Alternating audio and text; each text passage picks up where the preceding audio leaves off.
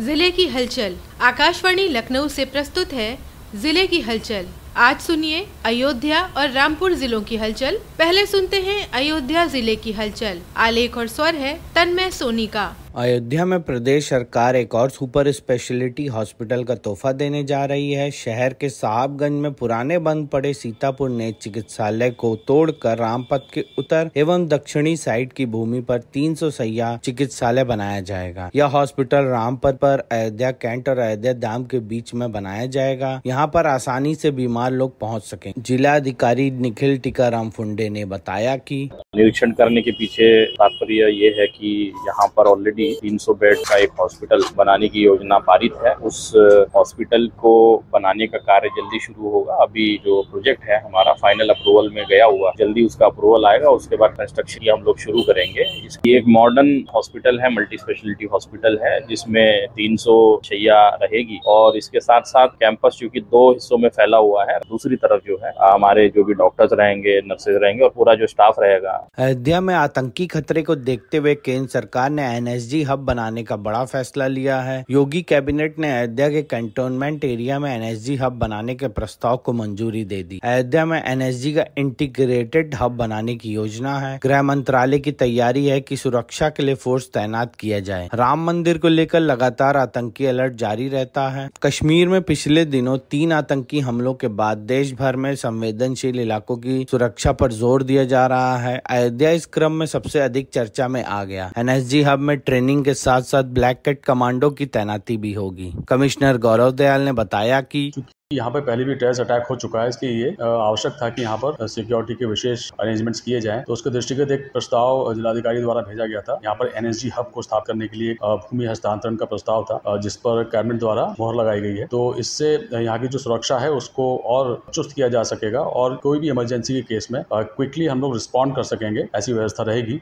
अयोध्या में गुरु पूर्णिमा पर्व पर पावन सैला सरयू में भारी संख्या में श्रद्धालु स्नान करके नागेश्वर नाथ, कनक भवन, राम जन्मभूमि मंदिर सहित प्रमुख मंदिरों में पूजा अर्चना की और ऐतिहासिक हनुमानगढ़ी, मणि रामदास छावनी, श्री राम वल्लभा कुंज और हनुमान बाग सहित सभी प्रमुख मंदिरों में गुरु चरण रज व आशीर्वाद लेने के लिए देश भर से आए श्रद्धालुओं की भारी भीड़ जुटी, जिससे अयोध्या में मेले जैसा दृश्य सृजित हो गया। प्रशासन ने श्रद्धालुओं की सुरक्षा के मद्देनजर पुख्ता इंतजाम किए हैं। अतिरिक्त सुरक्षा बलों के साथ साथ संवेदन स्थलों पर सीओ स्तर के अधिकारी तैनात किए गए हैं। श्री राम जन्मभूमि पर बन रहे भव्य राम मंदिर के इतिहास में 25 नवंबर का दिन एक और स्वर्णिम अध्याय जोड़ने जा रहा है। इस दिन राम मंदिर परिसर में ध्वजारोहण का समारोह आयोजन किया जाएगा। राम मंदिर ट्रस्ट ने तैयारी को अंतिम रूप देना शुरू कर दिया है। समारोह को प्राण प्रतिष्ठा के स्तर की भव्यता दी जाएगी। समारोह को लेकर तैयारी बैठक में 25 नवम्बर की तिथि से आयोजन के लिए सर्वसम्मत से तय कर दी गई है। श्री राम जन्मभूमि तीर्थ क्षेत्र ट्रस्ट इस आयोजन में देश विदेश से आने वाले हजारों संत प्रमुख हस्तियों को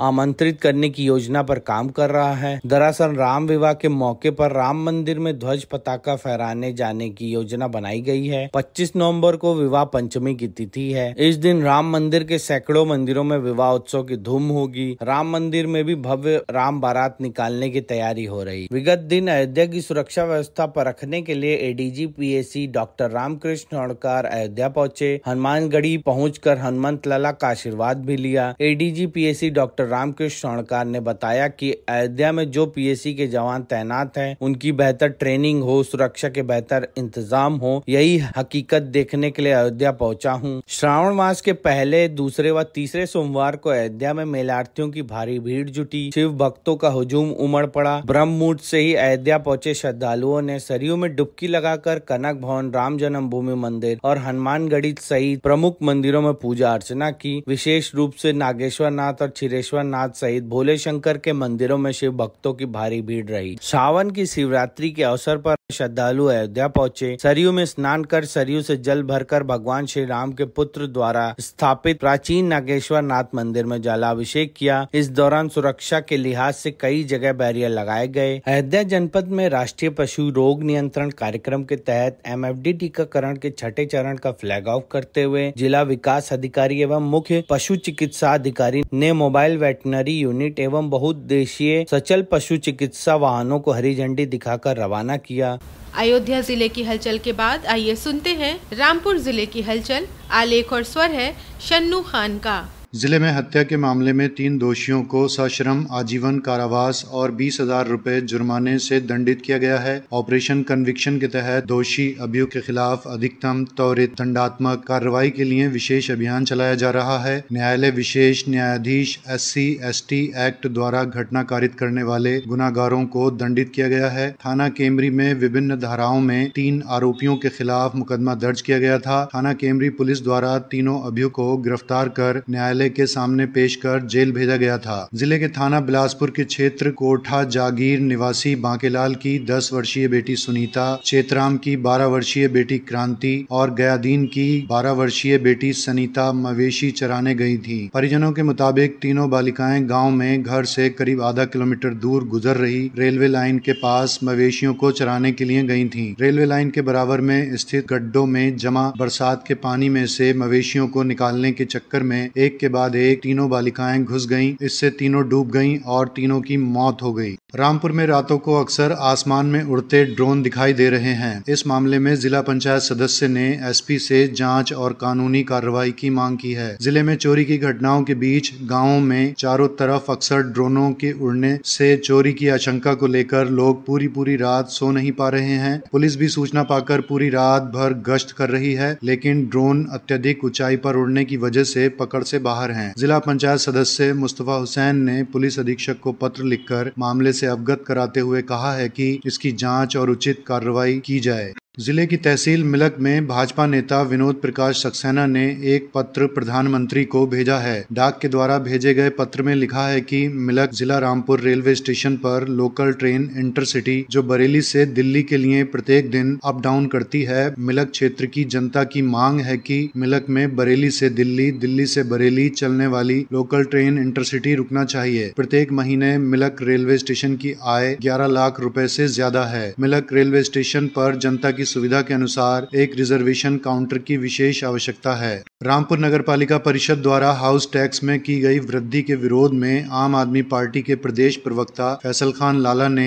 एक ज्ञापन मंडल आयुक्त अंजने कुमार सिंह को सौंपा। फैसल लाला ने मंडल आयुक्त से मांग करते हुए कहा कि रामपुर नगरपालिका द्वारा हाउस टैक्स में की गई वृद्धि को तत्काल प्रभाव से रोका जाए तथा जन प्रतिनिधियों, सभासदों और आम नागरिकों की सहभागिता से इस विषय पर पुनर्विचार किया जाए। रामपुर नगरपालिका परिषद के 32 निर्वाचित सभासदों ने नगर वासियों के व्यापक हित को ध्यान में रखते हुए नगरपालिका परिषद रामपुर द्वारा हाउस टैक्स में की गई वृद्धि पर गहरी आपत्ति जताई है। सभासदों ने बताया कि सितंबर 2024 में आयोजित बोर्ड की बैठक में सर्वसम्मति से यह निर्णय लिया गया था कि हाउस टैक्स एवं व्यापारी कर में किसी भी प्रकार की वृद्धि नहीं की जाएगी, परंतु इसके बावजूद शहर के नागरिकों पर 100 गुना तक की वृद्धि कर लागू कर दी गई। वार्ड 33 के सभासद जियाउर रहमान ने कहा कि एक ज्ञापन सभी मेंबरान ने इकट्ठा होकर मैडम और ईओ साहब को दिया है, चेयरपर्सन साहिबा को और ईओ साहब को, और हम लोगों से ये मांग करी है कि इस पे विचार किया जाए, किसी न किसी सूरत में अमेंडमेंट करके इसको दोबारा से बोर्ड मीटिंग में रख के इसको पास कराया जाए,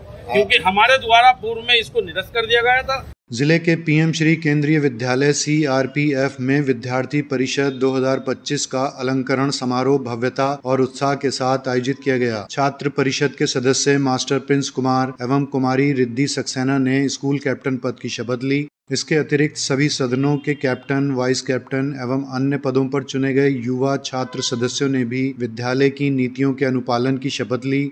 पूरे देश में वृक्षारोपण अभियान के तहत पौधे लगाए जा रहे हैं। चिल्ड्रन इस्लामिक ऑर्गेनाइजेशन यानी CIO के बच्चों ने देश भर में एक माह में 10 लाख पौधे लगाए। मिट्टी में हाथ दिल वतन के साथ थीम से बच्चों ने समाज को प्रेरित भी किया। चिल्ड्रन इस्लामिक ऑर्गेनाइजेशन CIO ने मिट्टी में हाथ दिल वतन के साथ शीर्षक से एक पर्यावरण अभियान चलाया। एक माह में देश भर में 10 लाख पौधे लगाए जाने का लक्ष्य पूरा किया गया। पौधों की देखभाल करने के लिए बच्चों को प्रेरित भी किया किया गया। CIO इस्लामी मूल्यों पर आधारित बच्चों के सर्वांगीण विकास के लिए एक राष्ट्रीय मंच है। मंच का मानना है कि प्रकृति की देखभाल बचपन से ही शुरू होनी चाहिए और सही मार्गदर्शन मिलने पर बच्चे चीजों को बदल सकते हैं। इस अभियान का उद्देश्य प्रत्येक बच्चे में प्रकृति के प्रति देखभाल, जिम्मेदारी और प्रेम की भावना पैदा करना है। ये था आकाशवाणी लखनऊ के क्षेत्रीय समाचार एकांश द्वारा प्रस्तुत जिले की हलचल का आज का अंक।